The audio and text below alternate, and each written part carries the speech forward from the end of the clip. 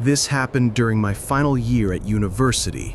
The campus at Huddersfield was a ghost town after dark, a place that seemed to hold its breath once the sun went down. I was drowning in a final project for an advanced statistics class, and my laptop had decided it was the perfect time to die. My only option was the computer lab in the business building. That building was a place apart from the rest of campus, an old 3-story monolith that stood in isolation. By night, it had a tomb-like quiet, a sterile stillness that always felt wrong. But the second-floor computer lab was my best bet for uninterrupted work. I arrived around 10 p.m., stepping from the crisp night air into a chill that had nothing to do with the temperature. The air was thick with the scent of industrial cleaner, a chemical ghost that told me the janitorial staff had long since finished their rounds. I was utterly alone. For a while, the only sounds were the low hum of the machine and the rhythmic click of my keyboard. I was lost in my work, trying to convince myself I'd be out before 1 a.m. But around 11:30, the building's heavy silence was shattered. A concussive boom echoed from deep within the building, a door slamming shut with violent finality. It wasn't the wind. It was too deliberate. I tried to ignore it, my focus frayed. Then came the footsteps, a measured, heavy tread echoing from the hallway. They weren't hurried. They were purposeful, each footfall a deliberate punctuation in the silence. My blood ran cold as they came to a stop with chilling finality, right outside my door. I froze, my eyes locked on my screen, every muscle tensed. Then the handle began to jolt. It wasn't a casual rattle, it was a frantic, violent shaking, as if a caged animal was trying to break in. My heart hammered against my ribs.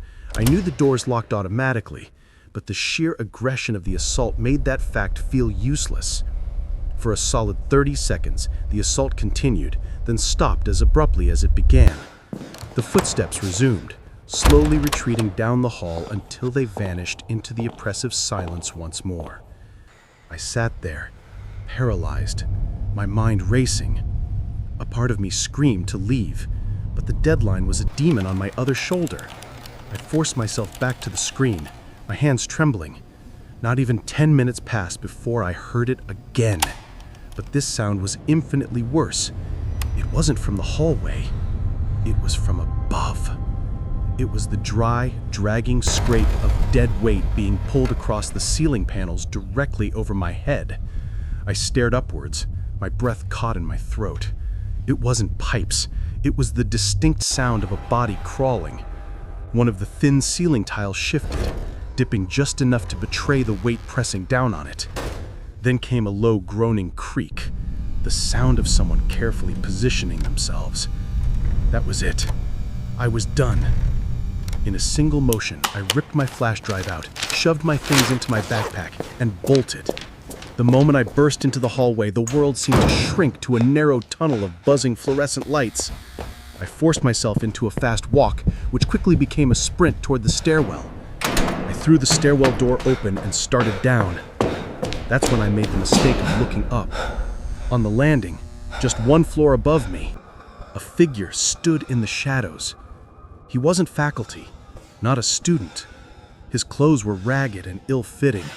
His face was a pale smudge in the gloom, but I could see his mouth. It was stretched into a wide, silent rictus, a grin that promised nothing but pain. He just stood there, staring at me. I didn't scream. I just ran. I flew down the remaining stairs, nearly breaking my neck, and slammed through the first-floor door. I fumbled with my ID at the main entrance, the lock clicking open an eternity later. I exploded out into the night and didn't stop running until the door of my dorm was locked and bolted behind me.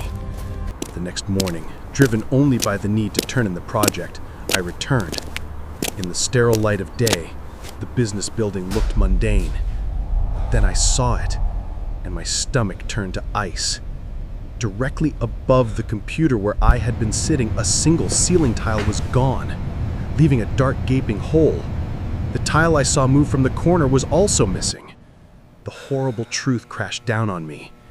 He wasn't just trying to scare me by rattling the door.